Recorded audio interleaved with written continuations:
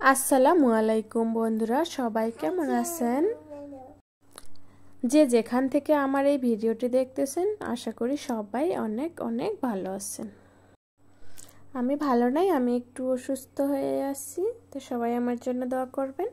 আর আজকে আমি আপনাদের সাথে শেয়ার করব ঘেরা মাছ আলু দিয়ে ভাজি, আর বগুড়ায় এটাকে ধুন্দুল বলে, আর আমাদের দিনাজপুরে ঘেরা বলে পরিচিত। তো আপনারা কে কী নামে ডাকেন অবশ্যই বলবেন। আর আমি আলু কেটে নিয়েছি, আলুও দিব। ঘেরা মাত্র 3টা, একটু আলু দিলে তরকারির পরিমাণটা একটু বেড়ে যাবে। আর আমি আমার একার জন্যই রান্না করতেছি, তাই একটু অল্প করেই রান্না করব। আপনাদের ভাইয়া বাইরেই খাবে আজকে সারাদিন। এইখানে আমি 3 পিস মাছ নিয়েছি। মাছের পুঁটলি থেকে বের করে মাত্র 3টা মাছ নিয়ে বাকিগুলো রেখে দিয়েছি। আপনাদের ভাইয়া বাসায় না থাকলে আমি তেমন রান্না বান্না করি না, তাও আজকে একটু রান্না করতেছি। অসুস্থ আছি, ওষুধ খাওয়ার লাগবে, না রান্না করলেও আবার গালি দিবে।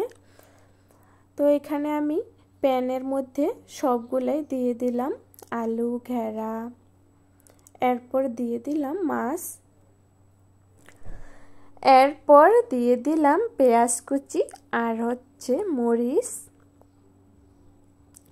পেঁয়াজের পরিমাণটা একটু বেশি দিলেই তরকারিটা বেশি ভালো লাগে খেতে। এরপর দিয়ে দিলাম হলুদ, এরপর দিয়ে দিলাম লবণ, এরপর জিরা গুঁড়ো আর ধনিয়া গুঁড়ো। লবণ হলুদ সবগুলাই একটু অল্প করেই দিচ্ছি, কারণ এই তরকারিটা অনেক অল্প একটু হয়ে যাবে। বেশি দিলে লবণের পরিমাণটা বেশি হয়ে গেলে ভালো লাগবে না খেতে। এরপর দিয়ে দিলাম সয়াবিন তেল। সব কিছুই দিয়ে দেওয়া হয়ে গেছে, এখন হাত দিয়ে ভালোভাবে মেখে নিচ্ছি। মাছ দিয়ে ঘেরার এই রেসিপিটি আমার কিন্তু অনেক পছন্দ। কার কেমন লাগে অবশ্যই বলবেন। আর আমার চ্যানেলে নতুন যদি কোনো বন্ধু আসে থাকেন, এখনও আমার চ্যানেলটি সাবস্ক্রাইব করেননি, অবশ্যই সাবস্ক্রাইব করে পাশে থাকা বেল আইকনটি বাজিয়ে দিবেন। লাইক, কমেন্ট এবং বন্ধুদের সাথে শেয়ার করবেন। আর যারা আমার বন্ধু হয়ে আছেন তাদের প্রতি রইল আমার অনেক অনেক ভালোবাসা। মেখে নেওয়া হয়ে গেছে, এরপর একটু পানি দিয়েছি। বেশি পানি দেওয়া যাবে না, এগুলা থেকেই পানি বের হবে। এরপর চুলার উপর বসিয়ে চুলা জ্বালিয়ে দিলাম। কিছুক্ষণ পর আসে ঢাকনা উঠিয়ে ছুন্নি দিয়ে হালকা একটু নাড়াচাড়া করে নিচ্ছি। এই তরকারিটা বেশি নাড়াচাড়া করা যাবে না, এজন্যই এখনই একটু নাড়াচাড়া করে নিচ্ছি। আজকে বেশি কিছু রান্না করব না, এই দিয়েই খেয়ে নেব।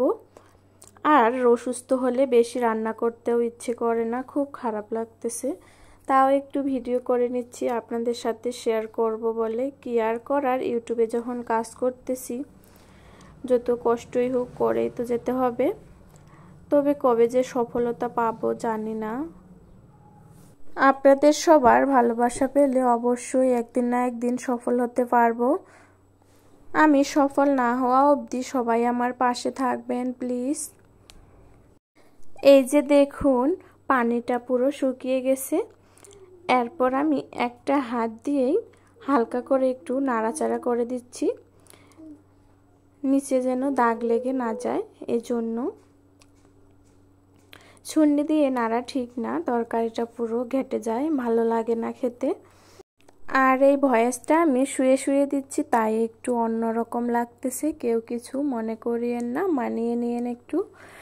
আমার জন্য অনেক অনেক দোয়া করবেন, তাড়াতাড়ি সুস্থ হয়ে যেন আপনাদের মাঝে ফিরে আসতে পারি।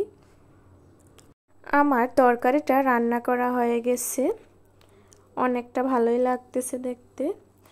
চুলাটা বন্ধ করে দিয়ে দিলাম।